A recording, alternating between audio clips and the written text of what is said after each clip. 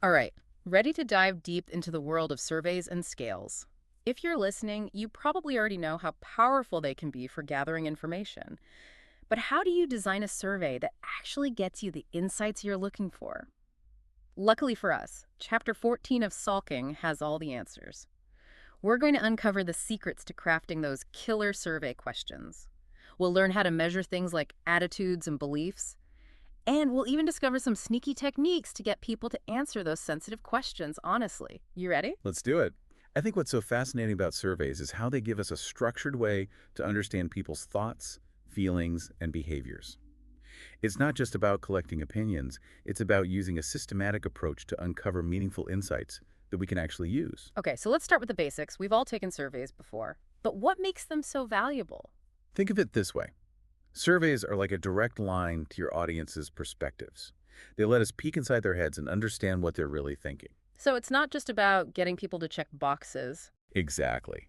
And while surveys are great for gathering straightforward facts, they can also help us measure more complex concepts. Like, you mean things like attitudes? Precisely. Things like attitudes, beliefs, even personality traits, stuff that's not so easy to capture with a simple yes or no. Right, those things that are sort of fuzzy. Exactly. That's where scales come in. Yeah. They're groups of related questions that work together to paint a more accurate picture of those nuanced concepts. So it's like using a high-definition camera instead of a blurry snapshot. I love that analogy. Yeah. You get a much richer, more detailed understanding with a scale. And Salking says that scales are actually more reliable than just asking a single question. That's right. They're more likely to measure what you intend to measure, and they produce more consistent results. So, okay, where do we begin? If we want to create our own survey, where do we even start? Well, Salking lays out 8 steps for developing a survey. Mm-hmm. And step 1, define your construct clearly. Know exactly what you're trying to measure. Got So if you were measuring something like optimism, Okay. a good exercise is to picture someone high in optimism versus someone low in optimism. How would they think? How would they act? That makes sense. That clarity is so important when you start creating your questions. So it's like setting your GPS destination before you hit the road. Exactly. And Salking even recommends getting some feedback on your questions. Oh, really? You could ask other researchers in your field or even do a small focus group. So like a test audience for your survey. I bet that could help make sure your questions are on the right track. Absolutely. And once you've got those questions nailed down, well, then the next hurdle is figuring out how to ask them in a way that gets you accurate and honest answers. Well, if I'm asking about someone's favorite ice cream flavor, that seems pretty straightforward, right? What could go wrong? Well, even with those simple questions, there are ways to improve the accuracy of your data. Okay. Salking talks about making the topic salient. Salient. You want to bring it to the forefront of the respondent's mind. Oh, so like if instead of saying, "What did you have for dinner last night?" Yeah. I might try to like jog their memory a bit. Exactly. Like, think back to last night's dinner. What delicious dish did you enjoy? Exactly. Those details help them access that information more easily. I see, like providing those mental cues. Exactly. And if you're asking about someone's habits, focusing on recent behavior can also improve accuracy. Okay. So instead of asking about someone's breakfast routine in general, you might ask what they ate for breakfast this week. Makes sense. Now, when we're dealing with questions that might make people hesitate to answer honestly, things get a little more complicated. You mean those questions that touch on sensitive topics? Exactly. Sensitive or potentially embarrassing topics. Yeah. We call those threatening questions. Okay. And Salking has some really clever strategies for getting truthful answers. Okay, I'm all ears. How do we encourage honesty in those situations? One technique is using longer questions. Longer? I would think a longer question would make people less likely to answer. I know, right? But stick with me here. By including more details in the question itself, Okay. you're normalizing the behavior. It's like saying, look, we know people do all sorts of things. We're not here to judge. Okay, that's interesting. This can make respondents feel more comfortable admitting to things they might otherwise try to hide. So instead of a blunt question like, have you ever cheated on your taxes? Right. You might provide some context like, tax laws can be complex and everyone makes mistakes sometimes. Have you ever accidentally misreported something on your taxes? Exactly. You're acknowledging that things aren't always black and white and creating a safe space for honest answers. I see. It's like you're saying, hey, we get it. We're all human. Exactly. Fascinating. Are there any other strategies Salkind recommends? Another technique is using loaded questions. Those are questions that are phrased to kind of nudge respondents to admit to a certain behavior. Wait, isn't that like leading the witness? I thought that was a no-no in research. It is, typically. Yeah. But with sensitive topics, it can actually be helpful in uncovering the truth. Interesting. One approach is to claim that everybody does it. So instead of asking, have you ever exceeded the speed limit? Right. I might say something like, most people admit to exceeding the speed limit occasionally. Have you? Exactly. Yeah. By implying that the behavior is common, you're reducing the stigma. That makes sense. Another approach is using authority figures to justify the behavior. Oh, interesting. So you might say, many psychologists believe that a little white lie can sometimes be beneficial for relationships. Have you ever told a white lie to protect someone's feelings? Wow, that's clever. And sulking has one more trick up its sleeve. A method so ingenious, it practically guarantees anonymity. Okay, you've got me hooked. What's the secret weapon? It's called random responding.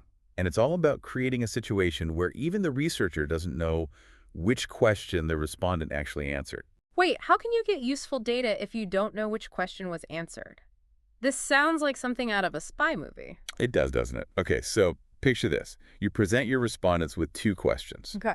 One is totally harmless, like, were you born in a month with an odd number of days? Okay. And the other question is a sensitive one, like, have you ever stretched the truth on your resume? Okay, I see where you're going with this. Then you have them flip a coin. Okay. Heads, they answer the first question. Tails, they answer the second.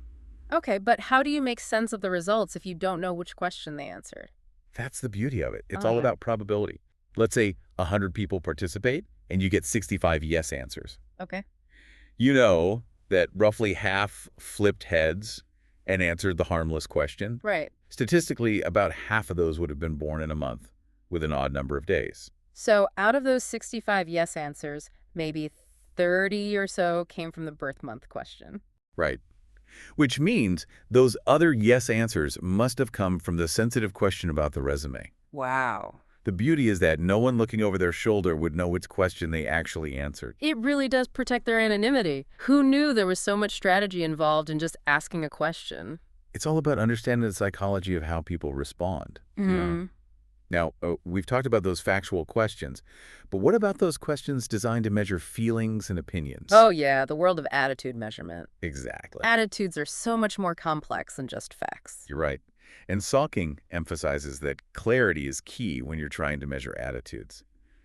Keep those questions straightforward, easy to understand. Okay, so instead of a long-winded statement like, considering the current economic climate and the complexity of international trade agreements, do you generally agree or disagree with the proposed tariffs? I want to simplify that. Exactly. Something like, the proposed tariffs are a good idea. Yep. Much more direct, right to the point. Makes sense. What other things should we avoid when crafting attitude questions? Watch out for double-barreled questions. Double-barreled. Yeah. Those try to cram two concepts into one question. Oh, right. Like, do you enjoy long walks on the beach and attending heavy metal concerts? Exactly. Two totally different things. Yeah. And if someone answers yes, you have no idea which part of the question they agree with. Got it. And keep those negatives to a minimum. Negatives. They can confuse people and lead to inaccurate responses. So instead of asking, do you disagree with the statement that pineapple does not belong on pizza?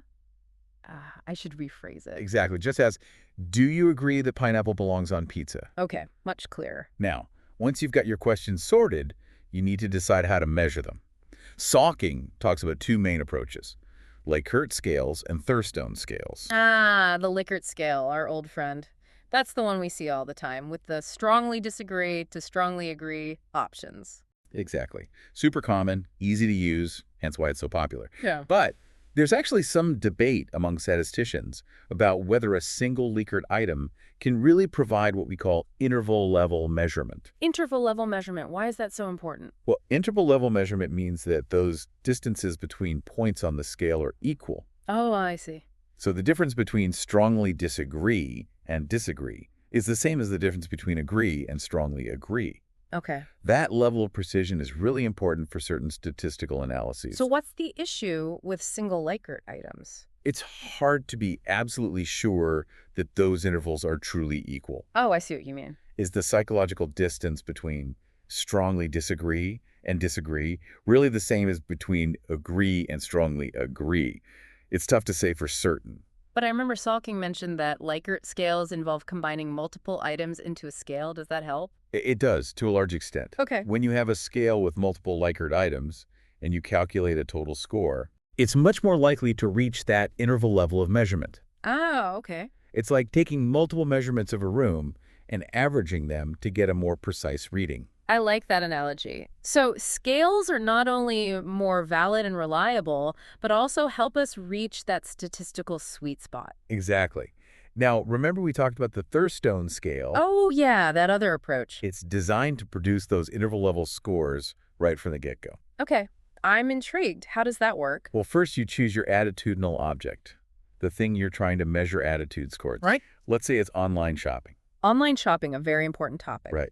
Next, you come up with a bunch of statements that reflect different attitudes towards online shopping, Okay. ranging from super positive, like online shopping is the greatest thing since sliced bread, to more negative ones, like I prefer to see and touch products before I buy them. So you're creating a whole spectrum of opinions about online shopping. Exactly. Yeah. Now, here's the interesting part.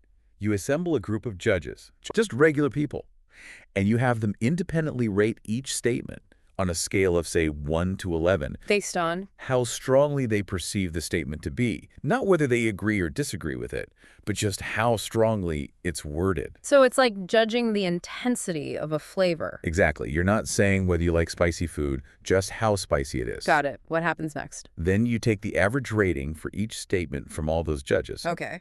and that becomes the weight or point value for that statement. So a statement like, I can't live without online shopping, would probably get a higher score than online shopping is okay sometimes. Exactly. Now, you give your scale to people and ask them to simply agree or disagree with each statement. Just yes or no. Exactly. No. Strongly agree, somewhat disagree, just yes or no. Interesting. How do you calculate their score with this method? You just add up the point values for all the statements they agreed with. So someone who agrees with all the strong positive statements about online shopping ends up with a higher score than someone who only agrees with the mild ones. Exactly. The Thurstone scale gives you a more nuanced picture by considering the strength of their agreement. So with those predetermined weights, you feel more confident that you're getting that interval level measurement. Right. Now, to recap, Likert scales are simple, commonly used, while Thurstone scales are more complex, but statistically stronger. Got it. Now, we've talked a lot about crafting good questions, but what good is a survey if nobody takes it? That's a great point. Even the most brilliant survey is useless if it's just sitting there collecting dust. And that's where Salkind brings in social exchange theory. Okay. It helps us understand why people choose to participate in things, and it can be really helpful in boosting those response rates. Okay, tell me more. How do we convince people to give us their time and fill out our surveys? Social exchange theory suggests that people are more likely to do something, like filling out a survey, if they feel the rewards are high, the costs are low, and there's a sense of trust. It's like any good transaction. You want to offer something valuable, make it easy, and build confidence. Precisely. So let's start with those rewards. Okay. Salkind suggests explaining why the survey is important, how that data will be used, showing respect for the respondents, thanking them, acknowledging their expertise. So it's not just about asking questions, it's about establishing a connection. Exactly. Yeah. And if it's feasible, offer a small incentive. Makes sense. What about minimizing the costs? We want to make it as painless as possible to participate, right? Absolutely. Use clear, concise language, break the survey into shorter sections so it doesn't feel overwhelming, Okay. and only ask for personal information if it's truly necessary. Makes sense. And lastly, trust. Yes, trust. How do we build that confidence so people feel comfortable sharing their information? Be transparent. Explain how their privacy will be protected. Make sure things are confidential. Okay. And if you can, get a reputable organization to sponsor or endorse your survey. And maybe most importantly, make sure that survey looks professional, polished. It's like dressing up for a job interview. You got to make a good first impression. Yeah. Exactly. Even with all this in place, you've got to track your response rate. Response rate. That's just the percentage of people who complete the survey, right? Exactly. And Salkind provides a simple formula. The number of completed surveys divided by the total number of people invited. Easy enough. Is there a magic number, a response rate that means our data is representative of the population? There's no one-size-fits-all answer, unfortunately. But in general, a higher response rate gives you more confidence that your findings are reflective of the larger group. So 80% is better than 20%. Absolutely. And remember, applying those social exchange theory principles can really make a difference. Right. Maximize rewards, minimize costs, build trust. Exactly. You can significantly boost your response rate and gather the data you need. This has been a deep dive into the world of surveys and scales. We've learned so much from Salking. I feel like I've uncovered a whole new world.